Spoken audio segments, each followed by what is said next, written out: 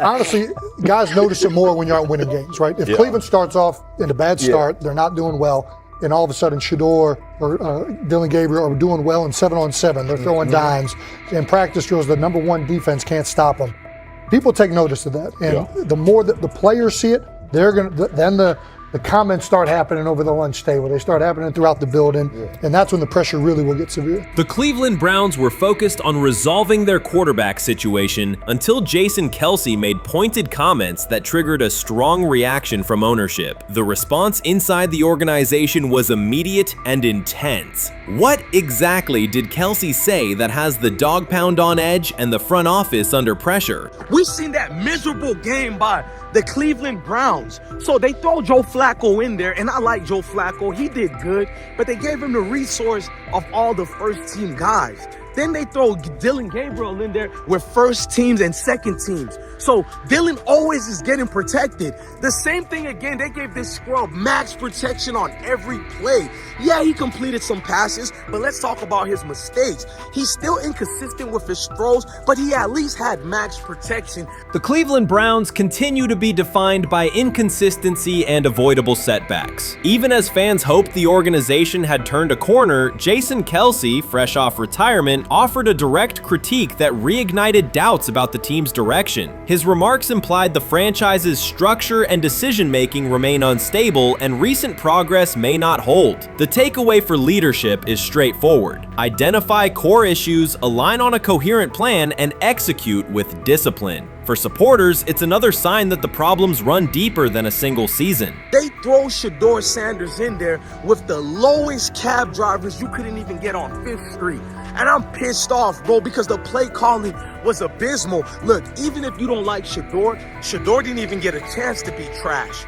Even if you think Shedeur is garbage, he didn't even get a chance to be garbage. That's how awful the offensive line was. Kevin Stefanski still doesn't want to give Shedeur second strings and first strings reps. Why is that? Browns ownership's response shifted from measured to urgent. The pattern is familiar in Cleveland. The team once treated Johnny Manziel as a franchise solution, retained Hugh Jackson for a second year despite results, and invested heavily in Deshaun Watson through a costly trade and contract. These decisions reflect aggressive but poorly aligned planning. The outcome has been continued instability instead of sustained progress.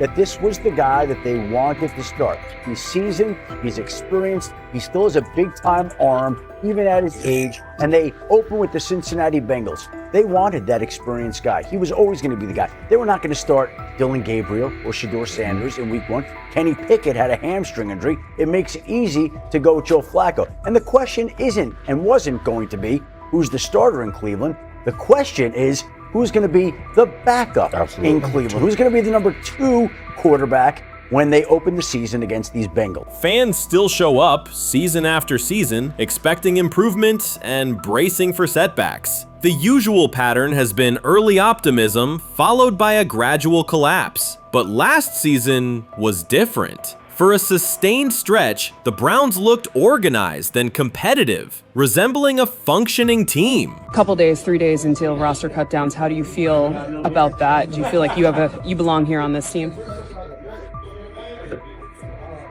Obviously, I think overall as a player, I feel like I put in the work. I feel like everything I do, I try to do it to my best, and that's all I ask for. So I feel like everybody feels like, they should be on the team, and if you ask anybody on the team, would they feel like they belong, in their own eyes. So I feel like I do, but I'm my own player, I think about myself in a high regard. The front office entered the offseason confident. Kevin Stefanski was being praised, and the Dog Pound believed the team had made real progress. Then Jason Kelce delivered a pointed assessment that cut through the optimism. Fresh into retirement, the former Eagles All-Pro and Super Bowl champion said Cleveland still looks like a team patching over issues rather than building a durable contender. Kelce's view was direct. The Browns' structure is fragile, and the roster is too dependent on perfect health at quarterback. He argued the team is one injury away from losing continuity and sliding backward. Because Kelce has operated inside a stable, championship-level organization, his comments carried weight with players, media, and fans. The reaction was immediate. People took his critique seriously, not as outside noise, but as an informed evaluation of how a successful team should be built. Ownership also felt the impact. Jimmy Haslam's response shifted to urgency, a sign that leadership recognizes the stakes. The criticism arrives in the context of prior high-risk decisions, especially the fully guaranteed $230 million commitment tied to Deshaun Watson. Watson has missed time and shown inconsistency when available, and the contract has constrained flexibility. Kelce's remarks highlight why depth, alignment between the front office and coaching staff, and a clear contingency plan at quarterback are non-negotiable. The takeaway is straightforward. Cleveland must convert last season's progress into a stable framework, protect the quarterback, deepen critical positions, and establish a plan that survives injuries and short-term setbacks. Without that, the games that fueled optimism will remain temporary. If you're a betting man, who do you think starts for the Browns at quarterback? Okay, this is the situation. Kenny Pickett, they actually traded for him. Joe Flacco, no one's bringing Joe Flacco in the building thinking Joe Flacco's going to be the starter. If Joe Flacco is your starter, You got a problem. you have a huge problem. And if they were saying Shedeur was the starter as the 5th rounder, you got a real problem too, because he passed over all these guys in these reps in the offseason in shorts, in bikini shorts, Speedos and stuff. Like, no. That kind of stuff. So I'm not that surprised when you put down a 3rd round pick on a quarterback. You do believe he has a certain skill set. Jason Kelce stated the obvious. Cleveland committed to a quarterback who hasn't played at an elite level in years, and Joe Flacco's playoff run didn't change the long-term outlook. Ownership appeared more upset that the criticism was public than by the substance of the critique. Many fans agreed. They've seen this pattern before. Rosters age, injuries are inevitable, and when a single contract dominates the cap, one setback at quarterback can undermine the entire season. Kelce's broader point was about structure. The Browns prioritized the high-cost, uncertain starter over depth and contingency. The late-season surge masked issues that remain: limited cap flexibility, thin depth at key positions, and an offense that lacks a credible plan B. Fans recognize how quickly a strong defense can decline with injuries, and how an offense without redundancy stalls. The AFC North raises the stakes. Baltimore with Lamar Jackson sustains a top standard. Cincinnati with Joe Burrow returns to contention when healthy. Pittsburgh rarely slips below .500 under Mike Tomlin and wins with defense and consistency. In that environment, Cleveland can't rely on perfect health or peak form from one player. The path forward is clear. Diversify cap allocation, reinforce the offensive line and receiver depth, carry a legitimate backup plan at quarterback, and install a scheme that functions regardless of who is under center. Given what we saw yesterday with Shedeur Sanders, somebody on the Cleveland Browns is 100% getting fired, probably by the end of this year. The person who's probably going to end up getting fired is Kevin Stefanski, because I know that he didn't want Shedeur Sanders on the team. It was Andrew Berry who made that pick. You can't really go against your GM. Bad things happen in this situation. But Shedeur Sanders is not without fault for what we saw yesterday. This is the play that we saw yesterday that has the internet just exploding, where Shedeur Sanders took like a 24-yard sack. Half of the internet is saying that this is all Kevin Stefanski's fault. Cleveland showed progress last season, but the underlying concerns remain. Jason Kelce highlighted them directly. The Browns' long-term plan is fragile, cap-constrained, and overly dependent on perfect health at quarterback. His comments focused attention on structural issues, roster depth, continuity in coaching, and a sustainable offensive approach, rather than a single hot streak. That criticism resonated because it reflected what many around the league already see. Ownership's reaction underscored the sensitivity. Jimmy Haslam has presided over frequent coaching and quarterback changes, and external scrutiny carries weight when it comes from a respected veteran with championship experience. Kelce's remarks reinforce that last year's Joe Flacco stretch was a short-term solution, not a foundation. The team still needs a durable plan that can withstand injuries and inconsistency. The practical takeaway is clear: stabilize the system, diversify cap cap usage and build depth at key positions so the offense functions regardless of who is under center. That includes a coherent development pathway for younger talent such as Shedeur Sanders, with defined practice reps, protection, and scheme alignment. Kelce didn't say anything outrageous. He articulated the gap between a brief surge and a credible long-term contender. I have the faith of a mustard seed.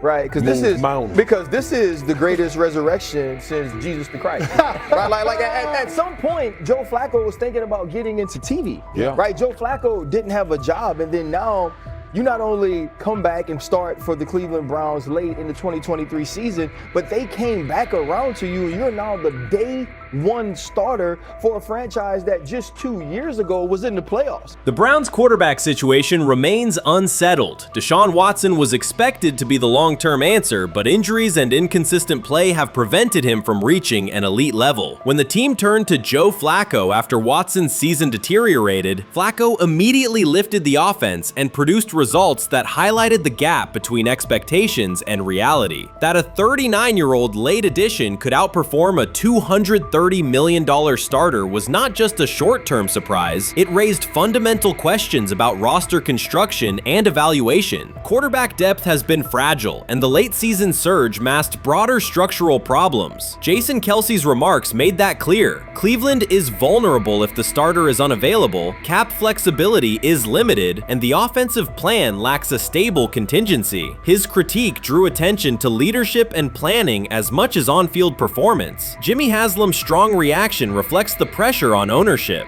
The organization has promoted a message of stability and progress, but Kelce's assessment suggested those gains are not yet durable. The path forward requires a realistic approach to the cap, a credible backup plan at quarterback, and a system that holds up regardless of personnel. He lied to us all when he said that this was going to be an open competition, a four-man open competition when it comes to the QB situation up there in Cleveland, in which, from the looks of it, all we've seen it be was a three-man race.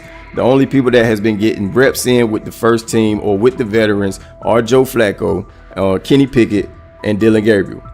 We've never seen my boy Shedeur Sanders get a chance to get in. Even with him doing the things that he has been doing up there, he has yet to get in with the... Shedeur Sanders was caught off guard by Coach Kevin Stefanski's recent remarks, which have sparked talk of bringing in another starting quarterback. Commentators are debating whether Stefanski's comments reflect eroding confidence in Sanders or a brief lapse in judgment, but the rookie now faces intensified scrutiny over his role. The Browns, we got an analyst that says that Shedeur Sanders should have some kind of a ban?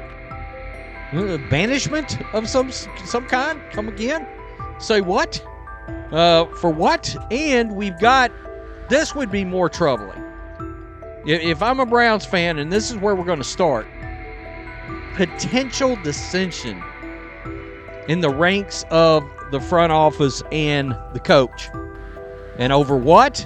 Quarterback. When a program's headline quarterback suddenly becomes the subject of sideline murmurs and quiet searches for replacements, the situation is unmistakable.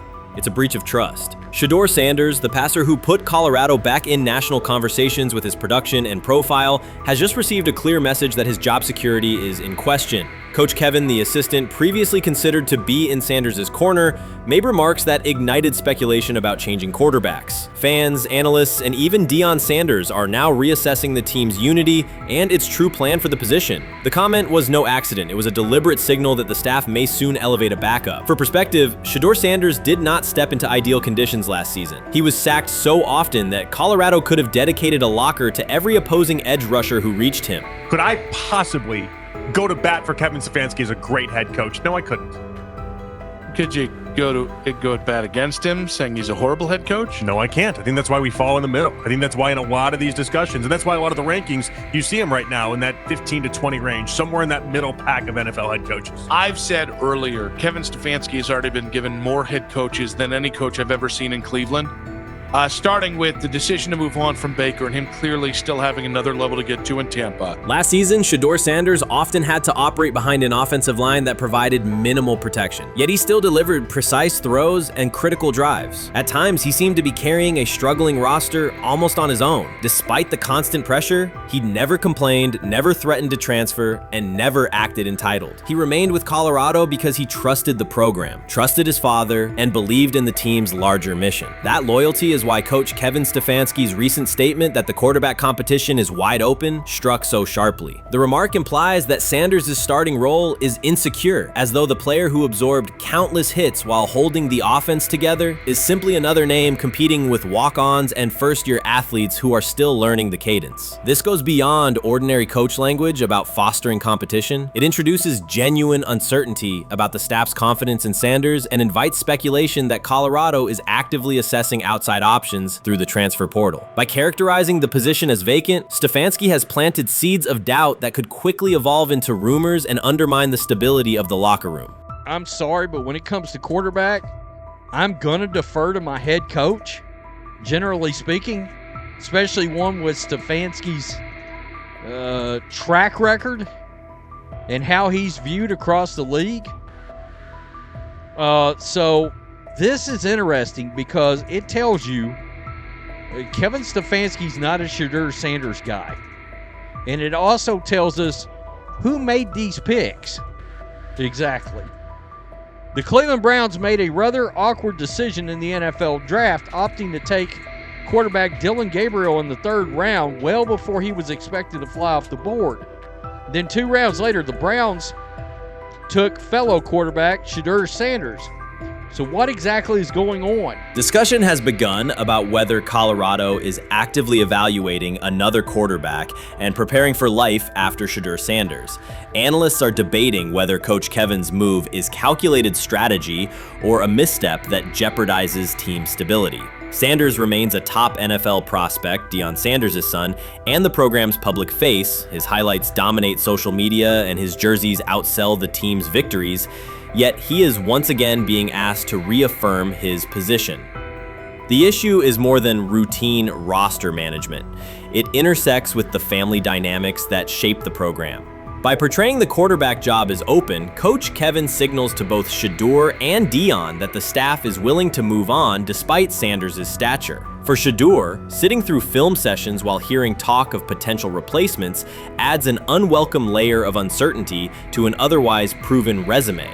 The decision may reflect a desire for a quarterback with a different profile, perhaps someone more mobile and system-oriented, rather than a dismissal of Sanders' accomplishments. Rich Eisen addressed the armchair analysts and online critics head-on. Shedeur Sanders just received his opportunity, and the backlash arrived immediately. Eisen responded with a clear, point-by-point case explaining why the criticism misses the mark. If you thought Shedeur's rise was rapid, Eisen's analysis puts it in proper context. Here's what he laid out on air. Already speaking in Cleveland high schools. Weekend after, flying out immediately to get to work. But his character's terrible, right?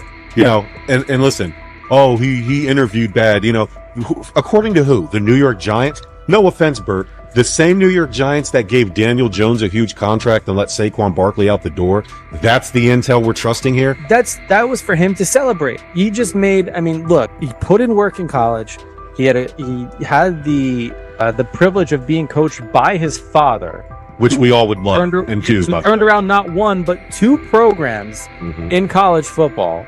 And then literally for any athlete, being drafted at the highest level is a success story in itself. Rich Eisen delivered a direct response to the critics. He addressed the online claims reducing Shedeur Sanders to Deion Sanders' son instead of evaluating him as a quarterback on merit. Eisen challenged those assumptions and refocused the discussion on performance, preparation, and opportunity. Say Kenny Pickett had strained his hamstring.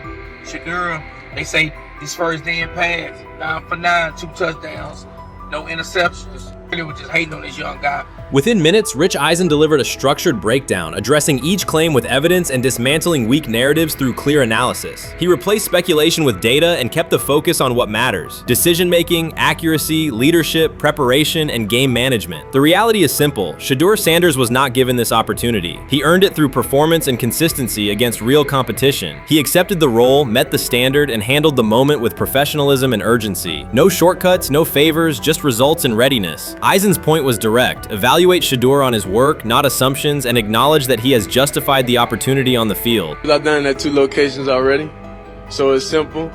So that's why when people say I'm not, one of the top quarterbacks or the top quarterback, is what are y'all going based off of?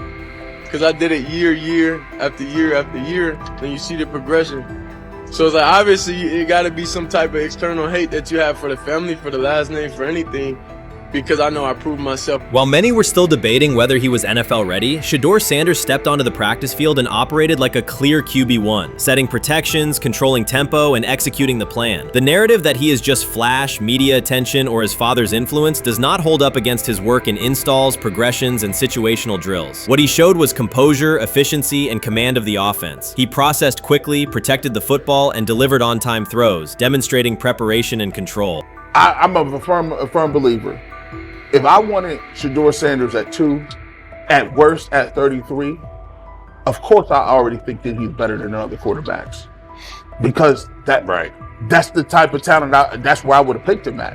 And if he was at 2 or 33, and he still had the same exact skill set, we would be talking about him starting and playing. Right. Well, there'd only be 3 quarterbacks. It'd be 3 quarterbacks, not 4. 4, yeah. But since he moved to the 5th round, that's cool. They might have to go along with it. But to me, I think if you ask who got the best tools, I'm going with Shedeur Sanders. From the first day of camp, he was not there to get by. He arrived to lead. There was no hesitation in installs, no lapses in fundamentals, just precise timing, clean footwork, and consistent velocity to every level of the field. He managed protections, controlled cadence, and delivered in situational work, showing command rather than learning on the fly. The approach was efficient and disciplined, with attention to detail and progressions and ball placement that reflected preparation, not improvisation. At the same time, Rich Eisen addressed the narrative directly and backed it with evidence.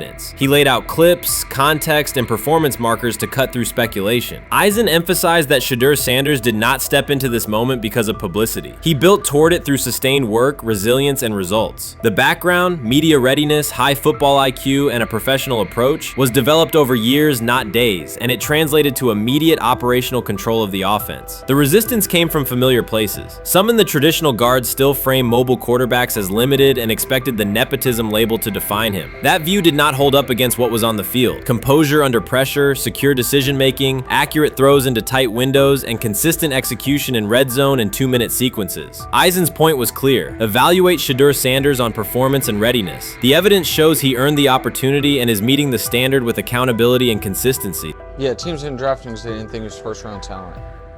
And the quote we played and that's on the screen, I think is flatly wrong. We all know this shouldn't have happened. Yes, it should have. It should have happened because this wasn't. Now, again, teams can be wrong. The league as a whole can be wrong.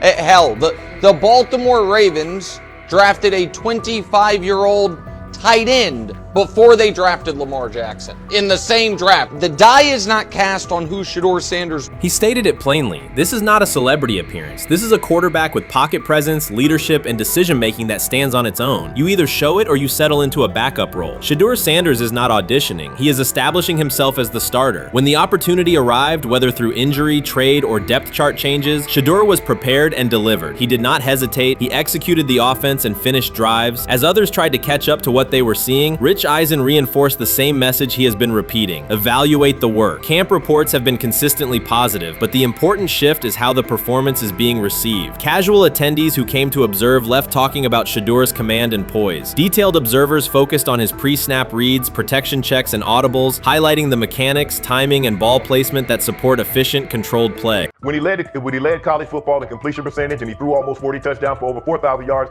how tall was he? Because they make it seem like he shrunk all of a sudden, RC. Oh, how lively was his arm? Because all I know is somebody did that. Somebody threw for over 4,000 yards, somebody threw for almost 40 touchdowns, and somebody led college football in completion percentage. Now, I'm trying to figure out, what I try to figure out all the time, Mel, is how a guy that hadn't played football in almost 5 months. Shannon Sharpe has publicly defended Shedeur Sanders and criticized those questioning him. Sanders has earned higher recognition and some fans are responding negatively. Although there's debate about whether he belongs on a second team list, Sharpe maintains that Sanders' career is clearly ascending. Reactions on social media are mixed. Some users are angry, others are surprised, and a few say they anticipated this result. The conversation remains active. When reports confirmed that Shedeur Sanders had been elevated from second team to near top tier status, Shannon Sharpe issued an emphatic response. He delivered a detailed rebuttal to critics, underscoring why Sanders deserved the promotion and directly challenging those who doubted the decision. I don't think that he was underprepared during these meetings. I don't believe any of these stories that he showed up arrogant and that he was bombing his interviews. I mean, you watch the film, he's on time, he's on point.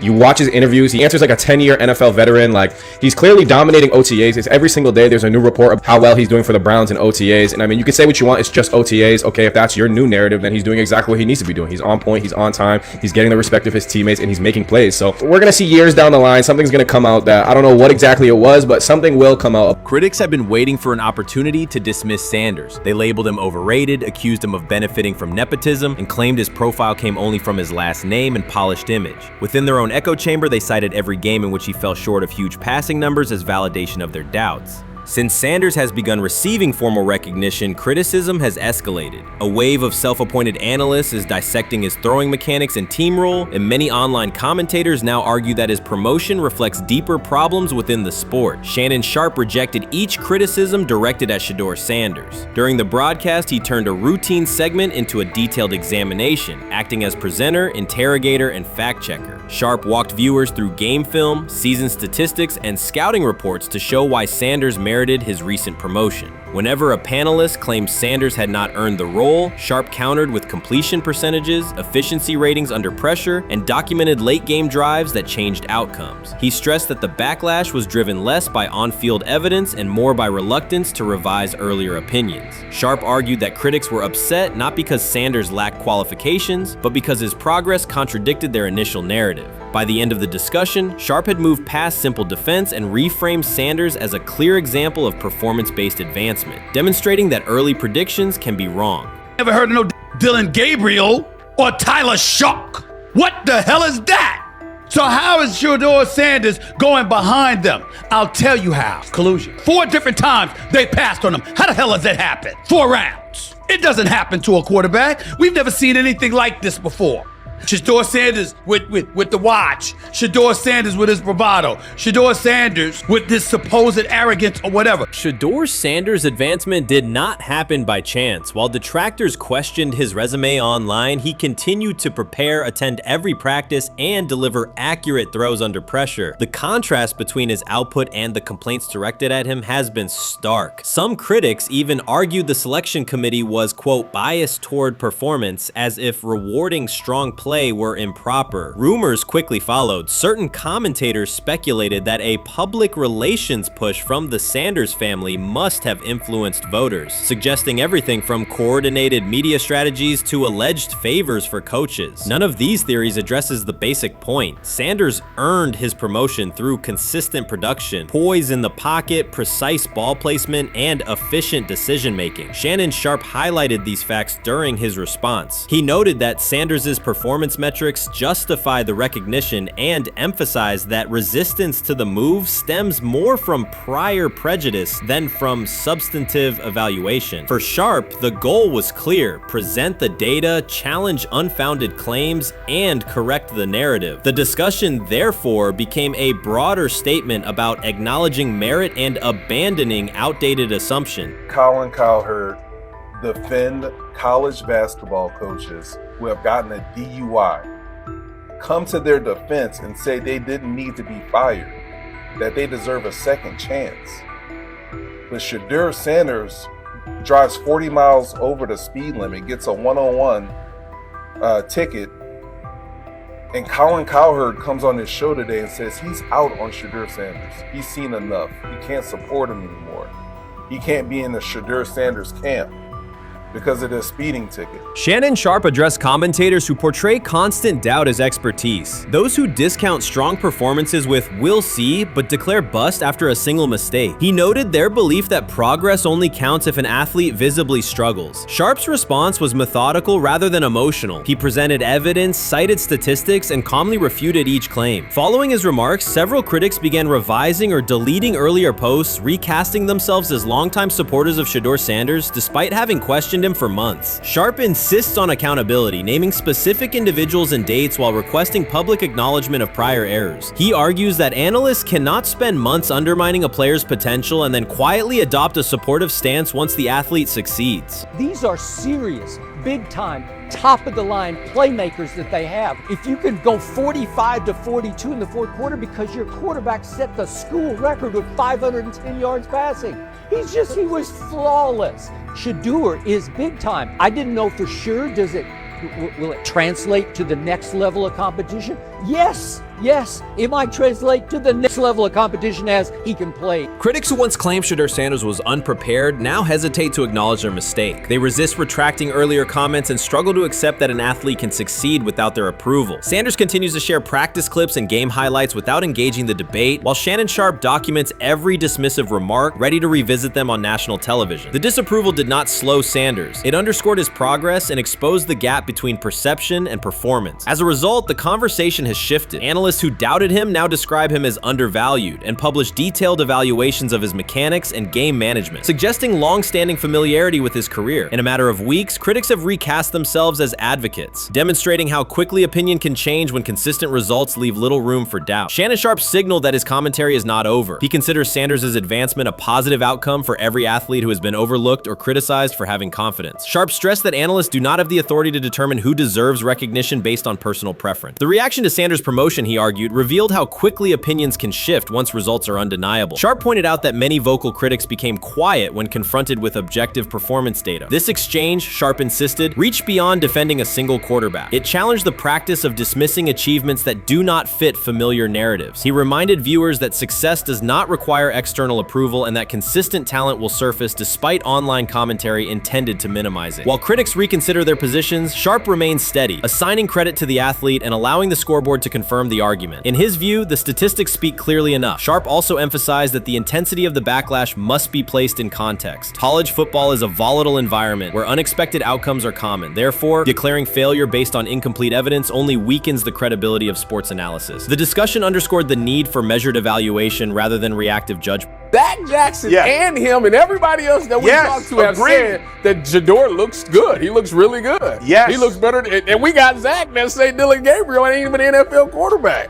It's true. So how is it that this man can't get a rep with the ones, but that non-NFL quarterback can? We all what agree with sense that. does that make? Some observers now claim that recognizing Shedeur Sanders' strong performance undermines football's traditional standards, even though they previously argued he received coverage only because of his father. Faced with Sanders' current statistics, those critics are searching for explanations that fit their earlier narrative. The data have always been clear. Their earlier objections ignored that fact. Shannon Sharpe is openly highlighting this reversal, comparing past negative remarks with Sanders' recent 400-yard games to demonstrate the gap between criticism and evidence. Sharpe did not force these commentators to backtrack. He simply displayed their earlier claims alongside Sanders' results, allowing the contrast to speak for itself. The rumors have ended. The decision is public. Cleveland Browns owner Jimmy Haslam has informed every level of the organization that unless an unforeseen injury intervenes, Shedeur Sanders will start at quarterback in Week 1. The announcement is not an informal suggestion or a quiet push in the background. It is a direct order. Multiple independent reports, amplified most visibly by Colin Cowherd,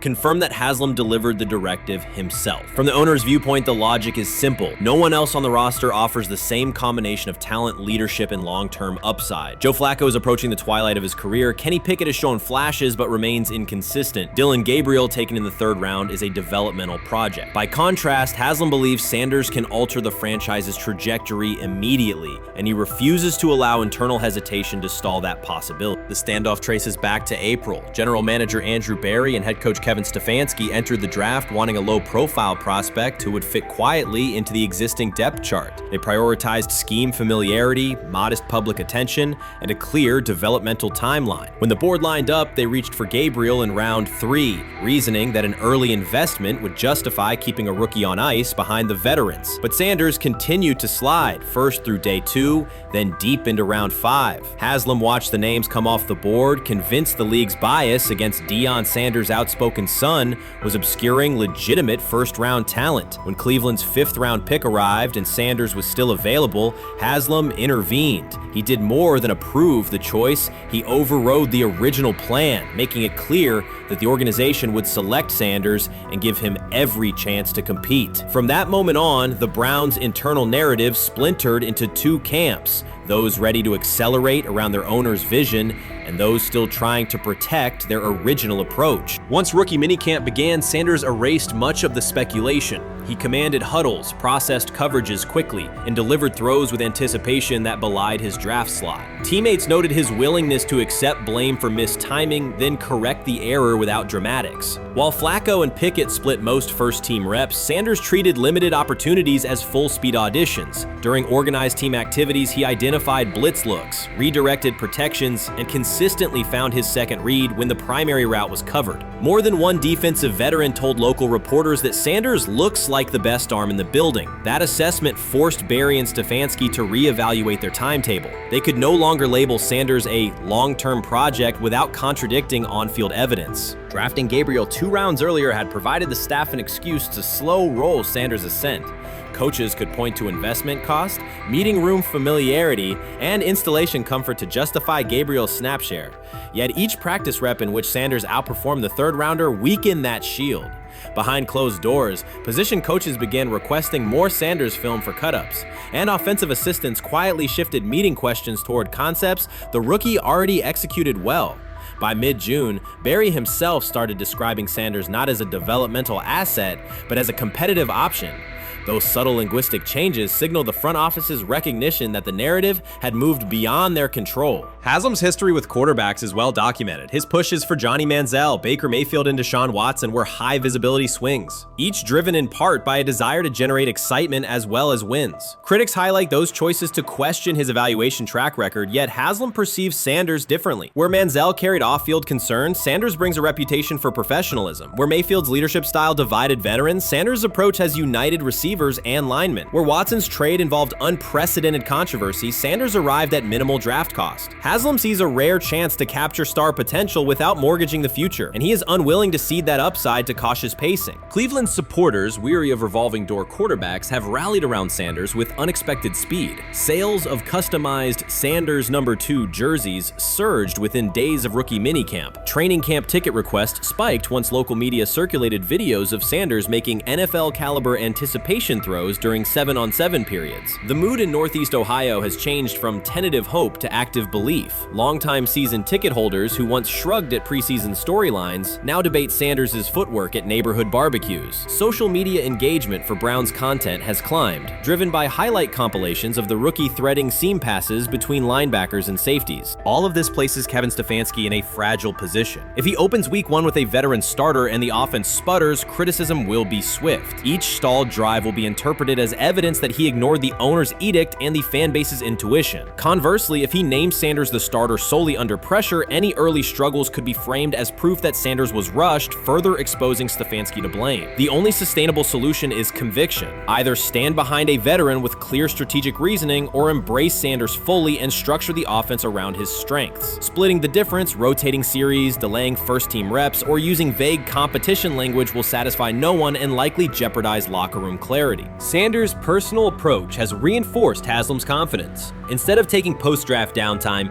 he traveled to Texas to train in full Browns gear at facilities near his father's home. The leaked clip of Sanders executing footwork drills in helmet and pads wasn't a marketing ploy. It was a glimpse into a quarterback visualizing Week 1 live. Team personnel who viewed the footage recognized purposeful rehearsal, cadence calls, pocket movement against simulated pressure, and follow-through adjustments based on imagined rush lanes. Observers asked why a rookie would conduct such intense solo sessions in May. The answer is straightforward. Sanders does not view himself as a developmental pick. He considers himself the starting quarterback of the Cleveland Browns and prepares accordingly. On pure ability, Sanders' arm strength ranks with the league average for starters. His accuracy to the intermediate middle, an area where the Browns' current scheme generates high leverage completions, has drawn consistent praise from receivers. The primary areas still under review are blitz recognition and live bullets and timing on deep outbreaking routes versus press coverage. Those developmental checkpoints are significant, yet daily practice reps show acceleration. In contrast, Flacco's mobility limits the boot action game that Stefanski installed to help Mayfield early in his tenure. Pickett can extend plays, but struggles to attack tight windows between linebackers and safeties, an essential requirement in Cleveland schematics. Gabriel remains an unknown at NFL speed. Thus, the competitive landscape favors Sanders sooner than the coaching staff originally planned. The franchise now stands at an inflection point. Haslam's mandate, the locker room's growing support, and the fan base's enthusiasm all tilt towards Sanders. The front office's earlier strategy, anchored in patience and quiet development, is increasingly untenable. Barry's shift in messaging indicates grudging alignment, but final authority over the depth chart rests with the coaching staff, unless ownership directly intervenes on game day decisions. A move rare but not unprecedented in the NFL. Should Stefanski align with the owner and name Sanders the starter before preseason concludes, he can claim proactive vision and tailor the offense through training camp. Should he resist and open with a veteran who falters, he risks rapid loss of credibility and possibly his position. Either path carries pressure, but only one aligns with the momentum sweeping through the building. For 2 decades, the Browns have cycled quarterbacks without securing a stable star. Each new hope, whether draft pick or trade acquisition, has collapsed under injuries, inconsistency, or organizational disarray. The possibility that Sanders could finally anchor the position is not merely a football storyline. It is a potential cultural reset for a fan base defined by resilience. Haslam's insistence reflects that awareness. Cleveland needs a leader who can win on Sundays and project confidence every other day of the week. Sanders has shown he can shoulder expectations without retreating from scrutiny. That trait, more than arm talent alone, is why the owner views him as indispensable. Voluntary workouts transition to mandatory minicamp next week. If Sanders receives a substantial share of first-team snaps, observers will interpret it as the staff's acknowledgement that the competition is tilting decisively. A public declaration may not follow immediately, but every rep allocation is a signal. If, however, the staff continues funneling most top unit snaps to Flacco or Pickett, tension will escalate. Local media will question the evaluation process. National analysts will debate the merits of letting a rookie learn through live action versus controlled practice. Inside the facility, players will recognize any disconnect between performance and opportunity, and unity could fray. The Browns have reached a decisive moment. Shedeur Sanders has demonstrated the skill, poise, and work ethic to justify starting in week 1. Jimmy Haslam has publicly positioned him as the future, and by implication the present of the franchise. Kevin Stefanski and Andrew Barry must either endorse that vision or brace for the consequences of delaying it. For Cleveland fans, the significance is clear. A legitimate chance to exit the cycle of quarterback uncertainty and rally behind a signal caller capable of commanding the field and galvanizing the city. Whether that opportunity is seized promptly or postponed will define the Browns' 2025 season and likely the tenure of the decision makers involved. Shedeur Sanders doesn't ask for excuses. He hasn't blamed limited reps, patched together receiver groups, or fourth-string offensive linemen struggling against Cleveland's second-team defense. He shows up, works, and demonstrates why he belongs. On day 3 of Browns training camp, for the first time since OTAs, he finally received something close to a fair opportunity. He lined up with the second unit during an 11-on-11 period and made the most of it. In 8 plays, he did what he typically does when given a chance. He executed. He went 2 for 2 on a quick series, finishing with a decisive throw to tight end Blake Whiteheart that immediately caught the sideline's attention. There was no hesitation in his drop, no unsettled feet, and no panic. Just firm, accurate timing and clean operation. It raised an obvious question. What has taken so long for the Browns to evaluate him with a functional group? The story isn't only about one throw, it's about the delay before it. Sanders has been the guy for most of his football life, commanding high school programs, starring in the Southwestern Athletic Conference at Jackson State, then operating under national attention at Colorado. For the first time, he's been told to wait. He has treated that reality as part of the job rather than a setback. He has prepared like a professional since the moment he arrived, and on the 3rd day of camp in heavy heat, he let the football represent his case. While coverage focused on the veteran presence of Kenny Pickett and Joe Flacco, Sanders made an impression with minimal volume. The difference with the second team was immediate. Protection held up, routes were on schedule, and progressions unfolded as designed. Within that structure, he looked like the quarterback who led efficient offenses at Jackson State and Colorado. Calm in the pocket, decisive in his reads, and accurate to tight windows. This was not simply a good practice period, it was a clear statement. He was not just operating the script, he was directing it. The timing was sharp, the reads were clean, and the seam throw to Whiteheart was a high-level anticipation throw, professional in placement and pace. The narrative around Sanders should reflect that when he is placed in a workable situation, his strengths are visible. Early work with 4th unit personnel included protection issues and unreliable spacing. With the 2nd unit, those variables stabilized and his work looked consistent with his resume. The performance supported a straightforward conclusion. The evaluation should move forward with higher quality reps. Sanders has been explicit about his approach. He does not request special treatment. He intends to be prepared so that when an opportunity appears, he can step in without a drop-off. He has said he wants to be ready for anything and not offer explanations after the fact. That mindset fits what teammates and coaches have observed. A quarterback focused on the assignment, not the conversation around it.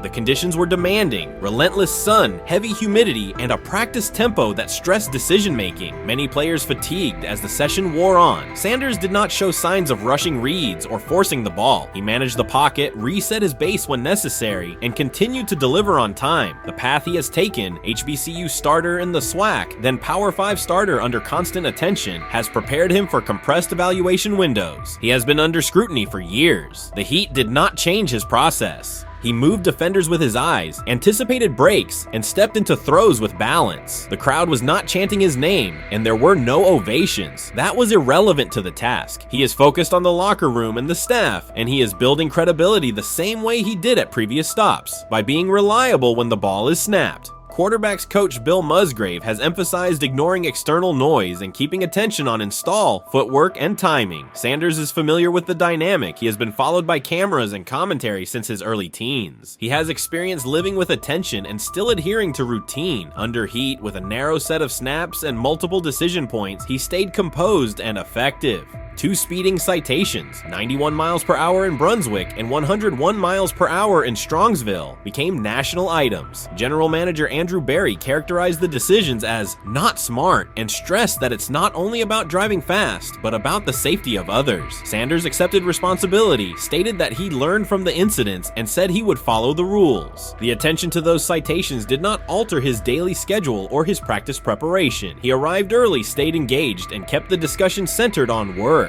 Away from the field, he spent time at Rainbow Terrace in Cleveland after a significant apartment fire, distributing supplies and checking on families affected by the incident. There was no formal media rollout around the visit. It was an instance of direct engagement with the community without publicity attached to it. That reflects the same approach he shows inside the building. Do the work first. Sanders treats each rep as if it might be his last for the day and his only chance to show a specific element on tape. He prepares for protections, cadence variations, route adjustments, and timing with a level of detail that compresses the learning curve. When he is not under center, he studies coverages from the sideline, charts plays, and reviews video before and after practice. He writes down the next day's calls so he can anticipate checks. He has referenced using virtual simulation tools to replicate snaps he does not receive physically. That is not a passive stance, it is an active attempt to reduce the distance between classroom and field. He is building relationships across the roster, not just with projected starters. He communicates with defensive backs to understand what they see and how they react to certain stems. He spends time with offensive linemen to align on cadence and protection calls. He connects with newer players away from the facility so that communication improves in practice. That is practical leadership, consistent, low visibility work that becomes obvious when the ball is snapped and the operation is smooth.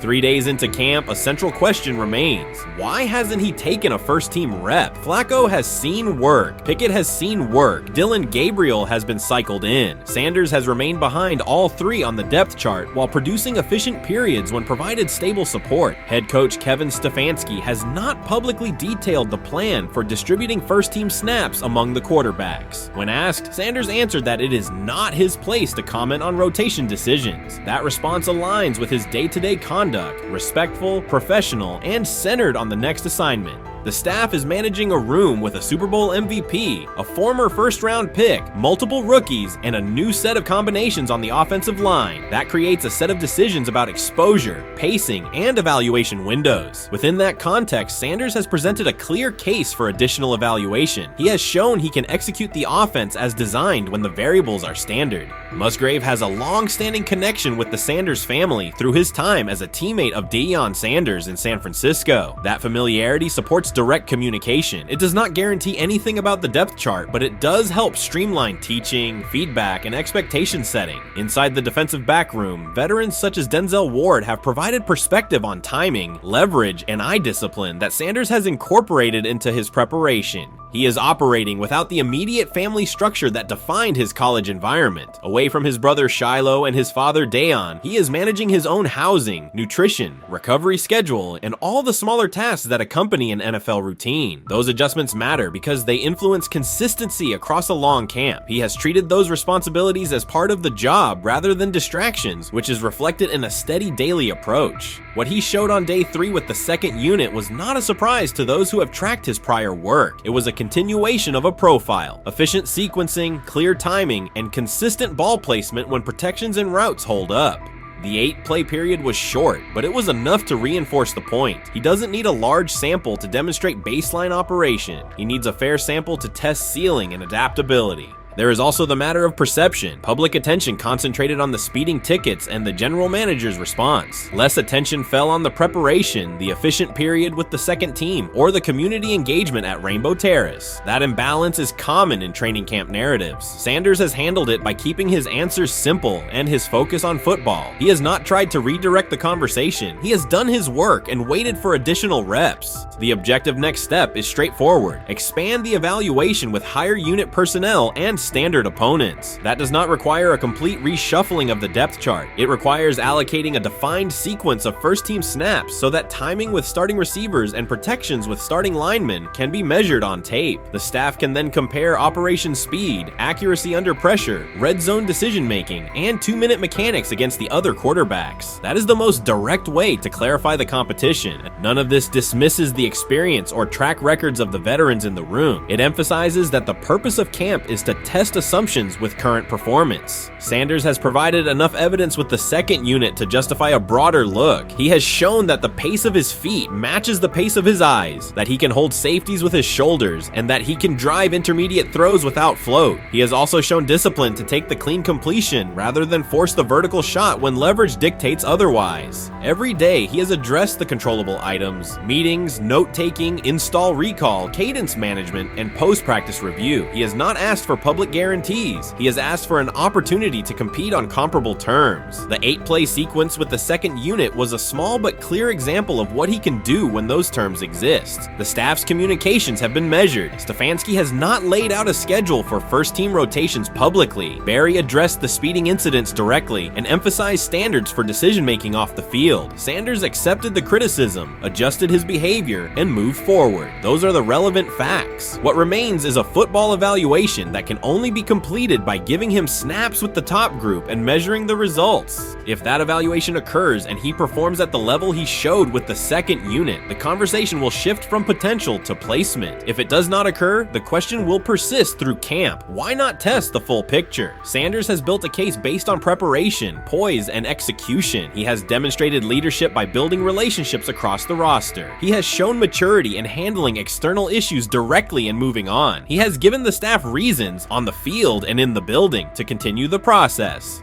3 days into camp, he has answered everything within his control. He has shown growth, discipline, and consistent operation. He turned early fourth-team disarray into learning, then executed cleanly when moved to the second unit. He kept the discussion on football when outside topics threatened to dominate. He has not tried to win a press conference. He has tried to win every rep. If he continues to stack days like this, the next step is logical. Evaluate him with the starters, document the results, and let the tape determine the depth chart. Until then, he will continue to prepare, continue to compete, and continue to present the same message through his play. We've got news. Got news. About my Cleveland Browns. We've got an oblique problem. Obliques are big deals, especially when it's your quarterback. Now, he might be fourth on the depth chart, but he was number one in the preseason game last week, and he did a great job. 138 yards, 2 touchdowns. Shedeur Sanders has an oblique injury. That is not good. I do not like this. I hate this because I want to see more reps for Shedeur Sanders. Shedeur Sanders, a projected breakout this season, has been sidelined unexpectedly. The Browns coaching staff confirmed an oblique injury significant enough to keep him out of all activity. No reps, no drills, no warm-ups. Concerns are rising about how this may affect his momentum and force adjustments to the team's plan. The focus now is his recovery timeline, the impact on his development, and the next steps for the quarterback depth chart. Browns rookie quarterback Shedeur Sanders injured his oblique during practice today, putting his status in doubt for Saturday's preseason game against the Eagles. He's the latest quarterback on Cleveland's roster who has dealt with a health issue, joining fellow rookie Dillon Gabriel and Kenny Pickett. Sanders, who is trying to fight his way up the Browns depth chart, started the preseason opener last week and threw to practice. So how concerning is this for Shedeur as he is trying to, again, make his way up the depth chart, be QB2, potentially QB1 in the future? Dillon Gabriel taking Shedeur Sanders' QB1 spot after Sanders suffers an oblique injury is more than a roster change. It signals the staff is choosing urgency over efficiency. You do not replace a quarterback operating near a 70% completion rate with one coming off a 32% outing unless the decision is driven by desperation or poor evaluation. That is not strategy, it is avoidable loss of production. The impact on accuracy, timing, and drive sustainability is clear, and the difference is apparent to anyone watching. Well, here's what we know. I mean, after practice, Kevin Stefanski, the head coach of the Cleveland Browns, was not available to the media, but I did talk to him on the field as the players were coming off, and he told me that Shedeur Sanders complained of oblique soreness during the warm-ups this morning. Shedeur Sanders' absence isn't just a gap in the lineup, it's a setback for the entire offense. He thrives under pressure and makes throws others won't attempt. When he's healthy, every pass has intent, every drive has rhythm, and opposing defenses know they're in for a long day. Replace him with Dillon Gabriel and the defense senses an opening. Corners press tighter, safeties cheat down, and linebackers blitz more aggressively because they don't expect the same timing, velocity, or accuracy. Yes. I mean, yeah, I'm a fan. I'm not even going to try to hide it. Rich gets You guys are fans. Like, you guys talk about the Cleveland Browns quite a bit. Yeah, it's almost annoying to me. It aggravates people. Like, people don't like the fact that Rich talks a lot They about must love Shedeur. I'm here. But it's like, you know, you have a friend, and Right. that friend's child is following in the family's footsteps. You want them to do well. I don't know why people have such an issue. I know Rich is supposed to be impartial, but it's kind of hard when you have that type of tie to it. But yeah, I'm rooting for Shedeur, man. And Dillon Gabriel's 32% completion rate isn't just poor, it's untenable at this level. A number that low needs no context. It means 2 misses for every completion. Weather, opponent, and play calls are secondary when efficiency is that limited. That output does not sustain drives or keep the full playbook viable, yet he is starting while Shedeur Sanders is sidelined. The contrast is clear. Sanders brings accuracy, timing, and command. Gabriel's recent performance reflects inconsistency and missed opportunities. Choosing Gabriel under these circumstances reduces offensive reliability and invites defensive pressure. It is a decision that sacrifices efficiency and field position. So it'll be interesting to see what happens with Dillon Gabriel, but to the Shedeur Sanders point, it is unfortunate because I thought he was gaining some momentum. I know the practice that they had before they left for Philly, Daniel Oyefusi reported that he actually took the most reps of all of the quarterbacks. And that was the first time that had happened. It was the first time that he had went ahead of Dillon Gabriel, practicing with the twos, etc. So, like, coming off that stout performance against the Carolina Panthers, he was gaining momentum. If this were a clean evaluation, there would be no debate. Shedeur Sanders is the clear choice. He's accurate, composed, and consistent with a track record of high-level production. Dillon Gabriel remains a question mark, and not the kind that stresses defense. He's the kind that makes coaches consider leaning on the run to limit risk and protect field position. The reality is that injuries create openings for players who haven't earned them. Gabriel has stepped into QB1 while Sanders is out, but that reflects circumstance, not superiority. We don't know the severity of this oblique injury and whether it will even keep him out of Saturday's game against the Eagles.